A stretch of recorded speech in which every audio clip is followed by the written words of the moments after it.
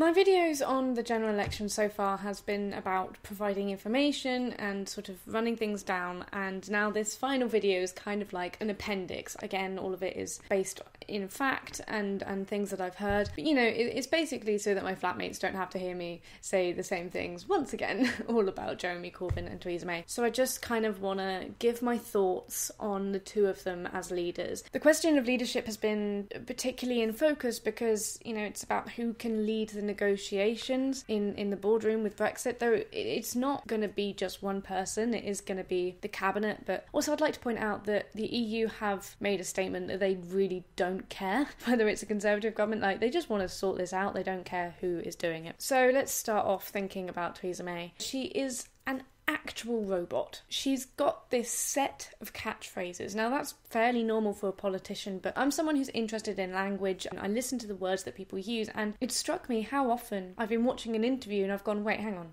have I seen this one before? I feel like I've seen this one before, and I haven't. It's just she has like these set answers and she doesn't engage with the questions that she gets. Whereas I'd say Corbyn, he does the same thing, don't get me wrong. Sometimes on his weaker topics such as Trident and his involvement with the IRA, I've seen him literally just spin it off and he's started talking about like education funding. I'm like, mate, don't do that. They are politicians and they're both doing that. But I think Theresa May is, I wouldn't want her as a leader. If her tactic is to just keep saying the same things over and over again, that's not going to go down very well with the EU. And quite simply, I just can't trust someone to be a politician and to be Prime Minister of our country when she won't put herself under public scrutiny. It's been well documented quite how many interviews she's been dropping out, and then of course very famously she didn't do the big leaders debate and she sent Amber Rudd instead. That went well, didn't it? And her claim that it's to focus on preparing for Brexit negotiations is frankly bullshit. The amount of time that she would be saving by not doing a few interviews, I don't know how to put it. And the fact is, if we want to talk about distractions from Brexit negotiations, isn't calling a general election the pinnacle? She's accusing Jeremy Corbyn of saying that he's not spending enough time on Brexit negotiations. Well, I'm sorry that he's trying to win the election campaign that you called.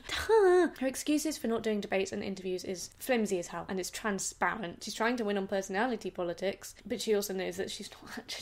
And on that topic, like, listen to the narcissism of her campaign. From the beginning, it's been about vote for her, vote for Theresa May. Whenever she's talking about anything, she's like, I will do this for the country. I am proposing this. I. It's all about her, which it's not. It's about the Conservative Party. She keeps saying, come to the ballot box and vote for me. We don't vote for you, Theresa. We vote for our local candidates. Whereas Corbyn, I'm talking literally about listening to the words that he's using in the speeches. It's always about our manifesto, our policies, what we can do for this country. And it's always about listening to his party members, to the people of the country, to the vote. His focus is absolutely not on himself, whereas Theresa May is always like, you want me as a strong and stable leader. And I honestly think this is because she's taking a leaf out of Trump's book. Trump won his campaign by his eccentric, shall we say, personality. I think Theresa May is trying to do the same thing. She's trying to win on a narcissistic personality politics. But it's not working quite as well because she's not Donald Trump. And of course you can criticise Corbyn because he's not supported by everyone. You can't ignore that. But it depends on the way you look at it. You know, he did have the biggest mandate in history, but on the other hand, loads of MPs resigned and just left because they didn't like him so much. It's generally because he has extreme views, but those extreme left views tend to be things like he wants nuclear disarmament. Honestly, I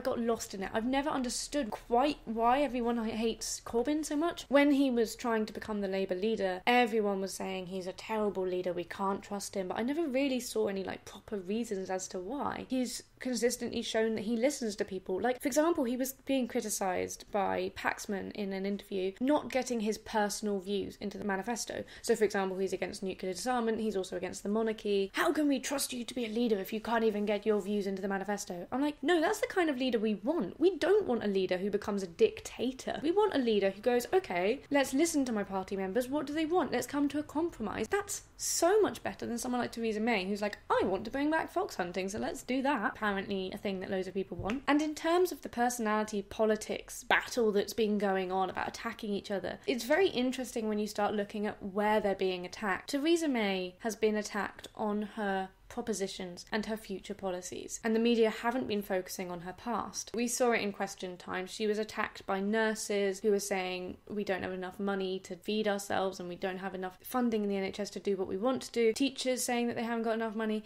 There was the disabled saying, I've been struggling so much under your government's cuts, or her very recent decisions as Home Secretary, cuts to defence and so on and so forth. I mean, there's that video that's been going around where that head policeman has literally said, she's lying. It's the same, that was that NHS video, all the NHS staff saying this isn't true and they're putting us under a lot of strain. It's really interesting that she's being attacked on things that she's done recently or will do, whereas Corbyn's been attacked on like his distant past. You had this hate person listening to your speeches, or you dared to talk to the IRA to come to a peaceful agreement, or you referred to Hamas as friends. Now, all of these things, of course it's dodgy, but it seems to me that this is a man who has got directly involved with discussion and creating peace agreements. Okay, so he talked to the IRA. He may or may not have gone to a service that honoured IRA members. He keeps saying, no, it was to honour everyone who's died. Like, oh my God, can we stop nitpicking about that particular thing? Because at the end of the day, this man won the Gandhi Peace Prize. This man was out picketing against South Africa apartheid. This man has supported gay rights from the beginning in the 70s. And he keeps getting attacked for his past, and yet just listen to him and listen to his speeches from throughout his political career. This is a peaceful